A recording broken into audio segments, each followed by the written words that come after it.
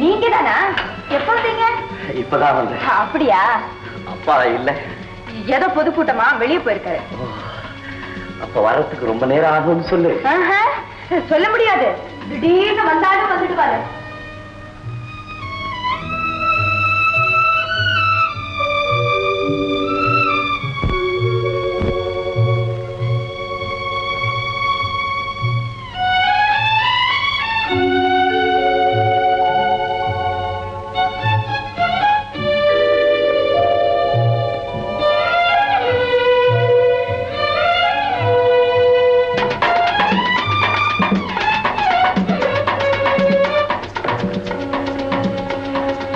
வள்ளி, சிரிச்சுக்கிட்டே போறிய, என்ன அர்த்தம்?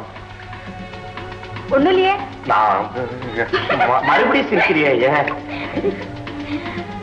அதுவா, உங்களை நான் எத்தனை நாள் பார்த்திருக்கேன், எத்தனை தடவை பார்த்திருக்கேன். அத்தனை தடவை நான் பார்க்காததெல்லாம் இப்ப உங்க முகத்துல இருக்கு. என்ன இருக்கு? என்னென்னமோ இருக்கு. அது முகத்துல இல்ல, மனசுல இருக்கு. அதுதான் வெளியே. என்னதான் மனசுல இருக்கு? எவ்வளவோ. எப்படி? என்ன எவ்வளவோ? எப்படி? எதையாவது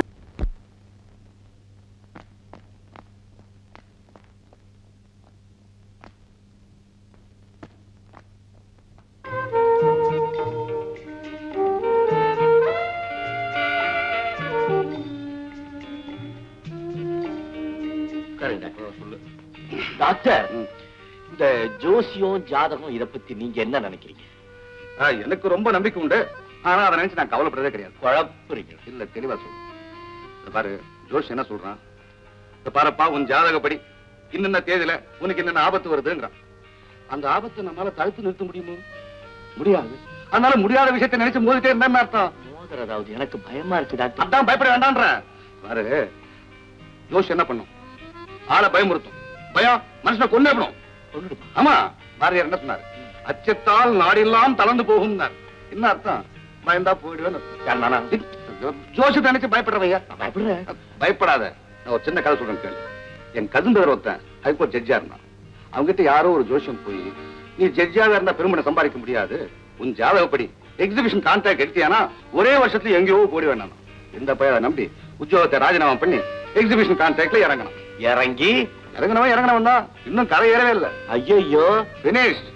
அதனாலதான் சொல்றேன், இந்த ஜாதகத்தை நம்பி கையில இருக்கிறத விடுறதும் தப்பு, அதுக்கு பயந்து குறுக்கு வழியா போறதும் தப்பு. அதான் பாயிண்ட் டாக்டர். பாயிண்டே அதான். டாக்டர், இப்ப நான் வீட்டை விட்டு வந்ததுக்கு காரணம் புரிஞ்சுக்கிட்டீங்களா? அதான் சைட்டு பார்க்கணும் அப்படி. இல்ல டாக்டர், நான் வீட்டை விட்டு வந்ததுக்கு காரணமே எங்க மாமா பொண்ணு ரத்னா தான். ரத்னாவா?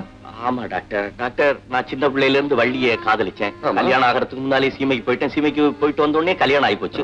இடையில உள்ளவங்க ஜோசியம் ஜாதகம்னு சொல்லி எங்க 2 பேரும் பிரிச்சு வச்சுட்டாங்க. தெரிஞ்ச விஷயம் தானே டாக்டர். என்னுடைய வயசு, நான் சின்ன வயசு தான். நான் மனைவியை பிரிஞ்சு தனியா இருக்கேன்னு டாக்டர். இந்த நேரத்துல ரத்னா வர்றா, என் கூட பேசுறா, பக்கத்துல உட்கார்றா, ரொம்ப அந்யோன்யமா பழகுறா. டாக்டர், உங்களை தகப்பனார் மாதிரி நினைச்சுட்டு சொல்றேன். நான் அவளை பார்க்கும் போதும் பேசும்போதும் பழகும் போதும் நான்... செல்வம், நீ சொல்ல வர்றது எனக்கு புரியுது. நீ தைரியமா சொல்லு.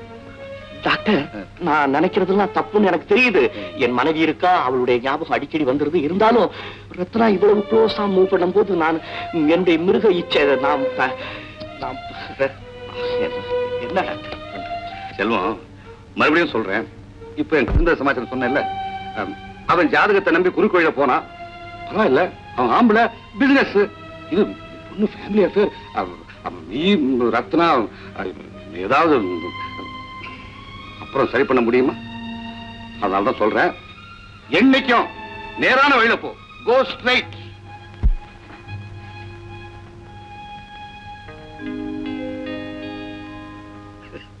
என்னப்பா அது? நான் சொல்றது புரிஞ்சுதா இல்லையா? புரிஞ்சுது டாக்டர். என்னது? நேர் வழி. அவ்வளவுதான். Take rest.